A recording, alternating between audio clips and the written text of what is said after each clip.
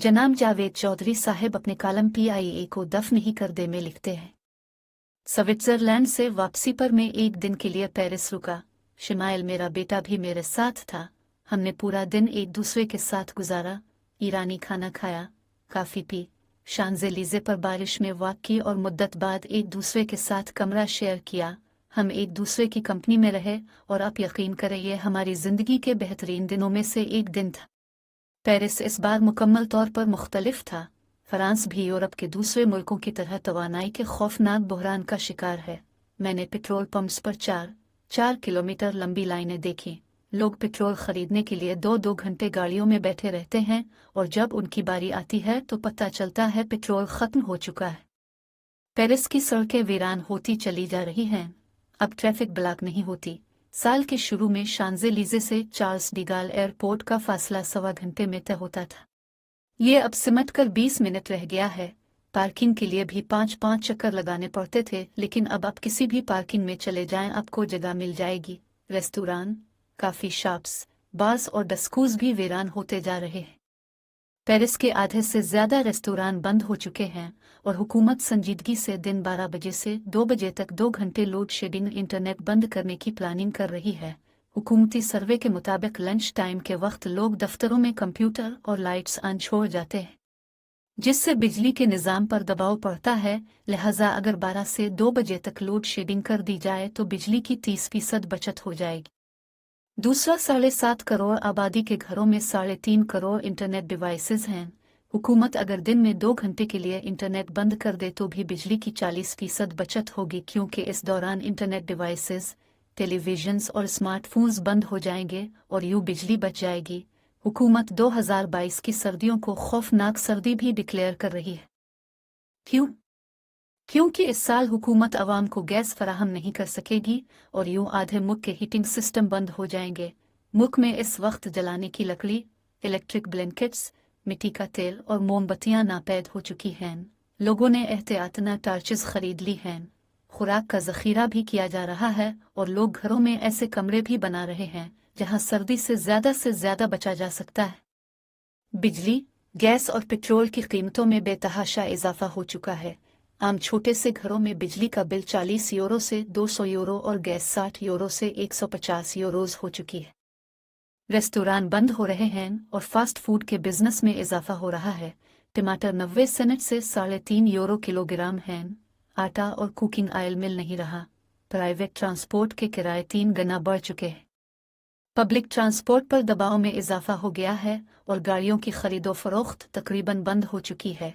बैंकों ने भी घरों और कमर्शियल प्रॉपर्टीज के लिए लोन देना बंद कर दिए हैं। बेरोजगारी भी बढ़ रही है। कंपनियों ने आधे से ज़्यादा मुलाजमीन निकाल दिए हैं। स्ट्रीट लाइट्स और हाईवे की लाइट्स बंद रहती हैं और सरकारी दफातर भी अंधेरे में डूबे रहते हैं। लेकिन आप कौम का कमाल देखें, हालात की इतनी खराबी के बावजूद मुल्क में किसी जगह मुजाहिरा हुआ और न किसी ने हुकूमत की टांग खींची। लोग हालात की नज़ाकत को समझ रहे हैं और ये भी अंडरस्टैंड कर रहे हैं ये आलमी इशू है और इसमें हुकूमत का कोई कसूर नहीं। दूसरा, ये हुकूमत की हर हिदायत पर अमल कर रहे हैं। हुकूमत ने अवाम को बिजली में 10% बचत का हुक्म दिया और लोगों ने फालतू बत्तियां बुझाकर 15% बचत शुरू कर दी। हुकूमत ने सर्दियों की तैयारियों की हिदायत की और लोगों ने अगस्त में घरों को गैस के बगैर गर्म करने का बंदोबस्त करना शुरू कर दिया। लोग सर्दियां गर्म इलाकों में गुजारने के मंसूबे भी बना रहे हैं। ये मोरक्को, ट्यूनिस और मिस्र में घर किराए पर ले रहे हैं। ये फैमिलीज को वहां शिफ्ट कर रहे हैं ताकि तवानाई की बचत हो सके, लेकिन ये हुकूमत के खिलाफ एहतजाज नहीं कर रहे। अब यकीन करें, पाकिस्तान में आज भी यूरोप के मुकाबले में महंगाई, पेट्रोल, गैस और बेरोजगारी कम है। रिसेशन ने जितना यूरोप को तबाह किया हम इसका तसव्वुर भी नहीं कर सकते। लिहाजा अल्लाह का शुक्र अदा करें और सब्र करें। यहाँ कम अज़ कम लाइनें नहीं लगी हैं, जबकि यूरोप में टैक्सी के लिए भी लंबी कतारें शुरू हो चुकी हैं। मैं शिमाइल को रुखसत करने के लिए चार्ल्स डिगाल एयरपोर्ट आया। PIA जॉर्डन सिविल एविएशन का जहाज़ चार्टर करके पेरिस से 15 दिन बाद एक फ़्लाइट चला रही है। मैं वहां पहुंचा तो लोग एयरपोर्ट पर खड़े होकर सिविल एविएशन के साबिक वफाकी वजीर गुलाम सरवर खान और मौजूदा वजीर ख्वाजा साद रफीक को बद्दुआएं दे रहे थे। PIA को भी गाली पड़ रही थी।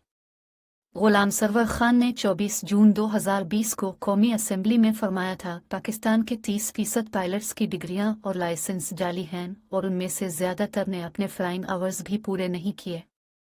इस बयान ने PIA और पाकिस्तान सिविल एविएशन का जनाजा निकाल दिया था। यूरोप, बरतानिया और अमेरिका ने फौरी तौर पर PIA की फ़्लाइट्स पर पाबंदी लगा दी। पाकिस्तान के तमाम पायलट्स को भी ग्राउंड कर दिया गया। आज इस पाबंदी को 2 बरस और 4 माह हो चुके हैं। बरतानिया से हर माह 10 लाख मुसाफिर पाकिस्तान आते थे। हर हफ्ते 23 और माहाना 92 फ़्लाइट्स थीं। पेरिस से भी हफ्ते में 3 फ़्लाइट्स आती थीं। ये रूट भी 2-2.5 लाख मुसाफिर इस्तेमाल करते थे, मगर गुलाम सरवर खान के एक खुदकुश हमले ने PIA तबाह कर दी। अब किसी दिन अगर सिर्फ एक सवाल का जवाब तलाश कर लें, हमारे वजीर के बयान का किसको फ़ायदा हुआ, तो आप सारी कहानी समझ जाएंगे। गुलाम सरवर खान के खुदकुश बयान का फ़ायदा टर्किश एयरलाइन, कतर एयरवेज और एमिरेट्स ने उठाया था।